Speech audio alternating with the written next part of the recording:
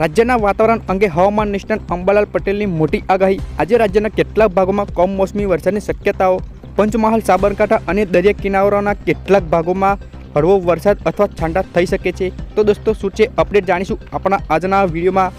હવામાન નિષ્ણાત અંબાલાલ પટેલે આગાહી કરી છે કે આગામી સમયમાં ગુજરાતમાં વેસ્ટર્ન ડિસ્ટર્બના કારણે વરસાદ પડવાની શક્યતાઓ છે। 29 એપ્રિલથી પ્રી મોન્સૂન એક્ટિવિટીના કારણે વાદળછાયું વાતાવરણ રહે તેવી શક્યતાઓ લાગી રહી છે। 10 થી 14 વચ્ચે પ્રી મોન્સૂન એક્ટિવિટી ભારે આંધી વંટોળ સાથે રહેવાની શક્યતાઓ છે। 24 મે થી 4 જૂન વચ્ચે આંધી વંટોળ સાથે વરસાદ રહેશે।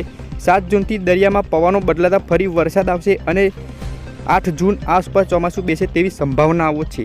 તો બીજી તરફ 28-29 એપ્રિલે મધ્ય ગુજરાતનું તાપમાન 42 થી 43 ડિગ્રી રહેવાની શક્યતાઓ છે। તો ઉત્તર ગુજરાતમાં 41 ડિગ્રી રહેવાની શક્યતા છે। ઈડર, અમરેલી, જૂનાગઢમાં પણ ગરમી વધુ રહે તેવી શક્યતાઓ લાગી રહી છે। 4, 5, 6 મેથી પુનઃ કાળઝાળ ગરમી પડશે અને ત્યારબાદ 20 મેથી ગરમીનો પાછી શરૂઆત થશે। તો દોસ્તો, એવામાં અંબાલાલ પટેલે ગુજરાતમાં ચોમાસાની શરૂઆતને લઈને જણાવ્યું છે કે રાજ્યમાં 15 થી 17 જૂન આસપાસ નૈઋત્યનું ચોમાસું બેસી શકે છે। અંદમાન નિકોબારમાં 17 થી 24 મે વચ્ચે ચોમાસું બેસી શકે છે। અંદમાન નિકોબાર ચોમાસું બેસ્યા બાદ 20 થી 25 દિવસમાં નૈઋત્યનું ચોમાસું ગુજરાતમાં પહોંચી શકે છે। તો આવી જ વધારે અપડેટ જોવા માટે આપણી ચેનલને અત્યારે જ સબસ્ક્રાઈબ કરો તથા વિડીયોને એક લાઈક કરો। ધન્યવાદ।